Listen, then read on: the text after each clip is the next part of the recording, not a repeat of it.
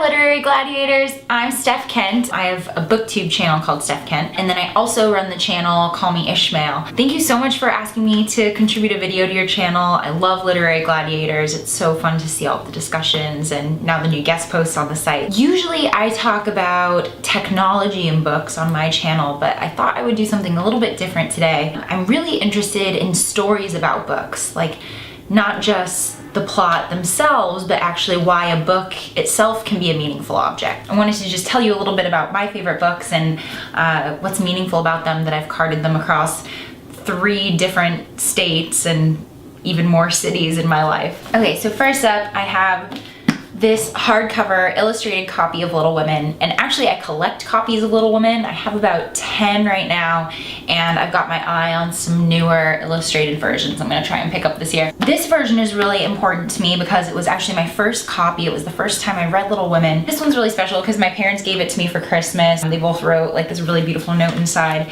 And to me, writing a note inside of a book, I know like sort of ruins it, but to me that makes it the most beautiful gift you could ever receive, and this is still like one of my favorite presents I've ever gotten. But it's just this really beautiful book. There's all of these like gorgeous little illustrations in it, and probably haven't taken great care of it. There's some sort of stain on the front, maybe coffee, but it's just like so mine, and it has my parents' handwriting in it forever.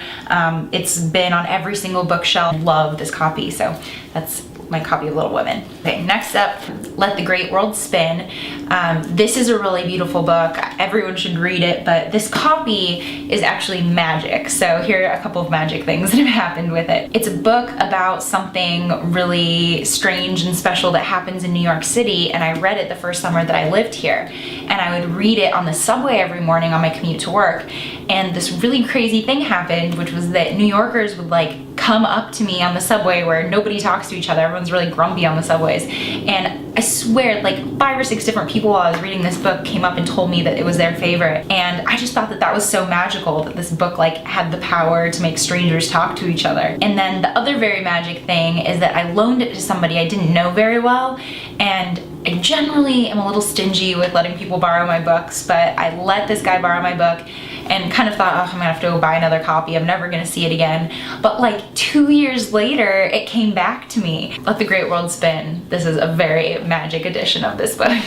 Next, I have my copy of Fitzgerald's Great Gatsby. I'm sure everybody has this on their shelf, but this is actually the version that I read as a sophomore in high school in my first American literature class. Great Gatsby is the book that made me really fall in love with reading, and it changed me from a reader that just sort of read for story to somebody that could appreciate plot and an author and the history of what was going on in the world when it was written. So I really think of The Great Gatsby as a book that kind of like upped my reading game. I try to reread this book every couple of years. There's an old plane ticket in it.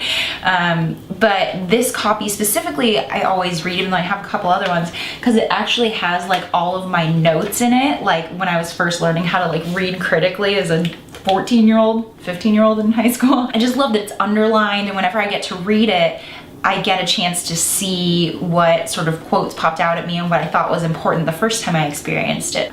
Rereading this is sort of like a little bit of history. And look, I can never even give it to anyone else because it's just so full of like scribbles and page numbers, but I love this copy of The Great Gatsby. Finally, we have The Power of One. This is a really, really precious thing in my life. This is a book about South Africa and boxing, and I've never been to South Africa, but I did sign up for a boxing tournament a couple of years ago. I was never really an athletic person. It was really the first type of big physical activity I'd ever undertaken in my life. A lot of people in my life were sort of like surprised I was doing it. They kind of laughed. Some people even sort of didn't believe that I was gonna go through with it. My boyfriend at the time, now my fiance, got me a copy of this book, and he really believed in me the whole time I was training, and I got to read this really beautiful book that really gets to the soul of what it's like to go into the ring. I read it the whole time I was training, and it just is a physical reminder that I can do things that are hard and scary, and that I'll have people that believe in me when I do. Power of One is really, really a gorgeous book, but this copy especially,